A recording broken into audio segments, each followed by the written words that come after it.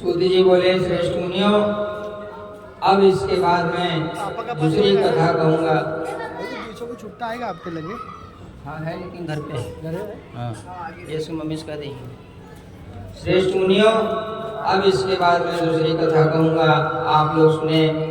अपनी प्रजा का पालन करने में तत्पर तुंगध्वज नाम का एक राजा था। उसने सत्यदेव के प्रसाद का परित्याग करके दुख प्राप्त किया। एक बार वह वन में जाकर और वहाँ बहुत से पशुओं को मारकर वटवृक्ष के नीचे आया।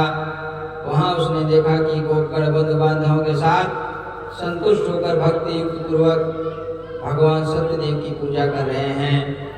राजा यह देखकर भी अहंकारवश न तो वहाँ गया और न उसने भगवान सत्यदेव को प्रणाम ही किया।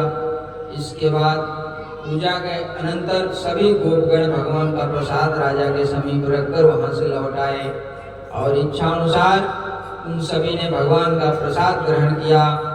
इधर राजा को प्रसाद का परित्याग करने से बहुत दुख हुआ। उसका संपूर्ण धन धान्य और सभी सौपुत्र नष्ट हो गए। राजा ने मन में निश्चय किया कि अवश्य ही भगवान सत्यदेव ने हमारा नाश कर दिया है।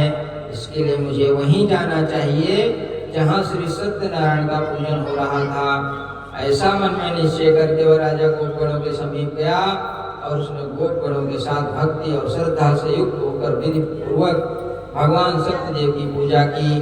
भगवान सत्यदेव की कृपा से वह पुनः धन और पुत्रों से संपन्न हो गया तथा इस लोक में सभी सुखों का उपभोग कर अंत में सत्यपुर वैकुंठ लोक हो गया।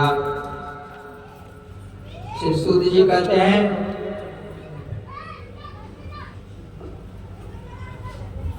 श्री सूत जी कहते हैं, जो व्यक्ति इस परम दुर्लभ श्री सत्यनारायण व्रत को करता है, पुण्यमयी फल प्रदायिनी भगवान की कथा को भक्ति युक्त होकर सुनता है, उसे भगवान सत्यनारायण की कृपा से धन धान्य आदि प्राप्त होते हैं। दारिद्र धनवान हो जाता है, बंधन में पड़ा हुआ बंधन से मुक्त हो जाता है, डरा हुआ व्यक्ति भय से मुक्त हो जाता है। यह सत्य बात है, इसमें संशय नहीं है। इस लोक में सभी इष्ट फलों का भोग प्राप्त करके अंत में सत्यपुर वैकुंठ लोक हो जाता है। हे ब्राह्मणों, मैंने आप लोगों से भगवान सत्यनारायण के व्रत को कहा, इसे करते मनुष्य सभी दुखों से मुक्त हो जाता है। कलयुग में तो भगवान सत्यदेव की पूजा विशेष फल प्रदान करने वाली है। भगवान विष्णु को ही कुछ लोग काल, कुछ लोग सत्य, कोई ईश, कोई सत्यदेव तथा दूसरे लोग सत्यनारायण के नाम से अनेक रूप धारण करने वाले भगवान सत्यनारायण सभी का मनोरथ सिद्ध करते हैं। कलयुग में सनातन भगवान विष्णु ही सत्यव्रत रूप धारण करके सभी का मनोरथ पूर्ण करने वाले होंगे। हे श्रेष्ठ मुनियों, जो व्यक्ति नित्य नित्य भगवान सत्यनारायण की व्रत कथा को पढ़ता है, सुनता है, भगवान सत्यनारायण की कृपा से उसके सभी पाप नष्ट हो जाते हैं। हे मुनीश्वरों, पूर्व काल में जिन लोगों ने भगवान श्री सत्यनारायण का व्रत किया था, उनके अगले जन्म का वृतांत कहता हूँ, आप लोग सुने। महान प्रज्ञा संपन्न सदानंद नाम के ब्राह्मण सत्यनारायण के व्रत के प्रभाव से दूसरे जन्म में सुदामा नाम के ब्राह्मण हुए और उस जन्म में भगवान श्री कृष्ण का ध्यान करके उन्होंने मोक्ष प्राप्त किया। लकड़हारा भिल गुहों का राजा हुआ, जो अगले जन्म में भगवान श्री राम की सेवा करके मोक्ष प्राप्त किया। महाराजा उल्कामुख दूसरे जन्म में राजा दशरथ हुए, इन्होंने श्री रंगनाथ की पूजा करके अंत में वैकुंठ लोक प्राप्त किया।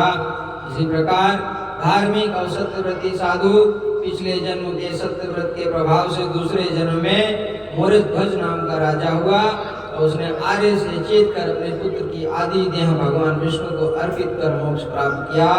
महाराजा तुंगध्वज जन्मांतर में स्वयं मनु हुए और भगवान भगवत संबंधी संपूर्ण कार्यों का अनुष्ठान करके वैकुंठ लोक को प्राप्त हुए। जो गोपगण थे वे सब जन्मांतर में ब्रजमंडल में निवास करने वाले गोपगण हुए और सभी राक्षसों का संहार करके उन्होंने श्री भगवान का शाश्वत गोलोक प्राप्त किया।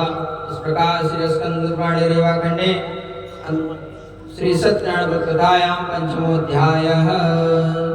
वृंदावन बिहारी लाल की जय, कृष्ण कन्हैया लाल की जय, राधा वल्लभ सरकार की जय।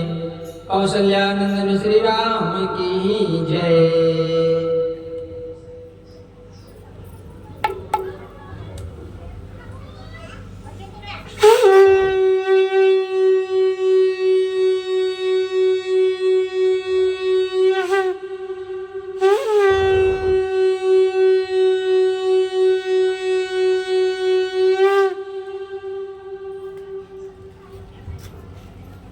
हवन का तैयारी कराइए।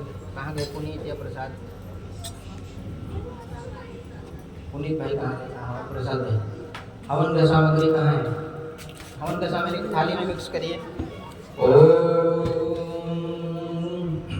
कमलाकांत प्रभु कमल नयन स्वामी घट घट वासी अंतरयामी दीन दयाल प्रभु दीन दयाल प्रभु। श्री सत्यनारायण भगवान की जय। ब्लॉक ना उसके भी नहीं तो गर्म होगा, चटका लगेगा। पीछे देखता हूँ मैं। ईटा है ना? 2 ईंटा लगेगा, देखता हूँ।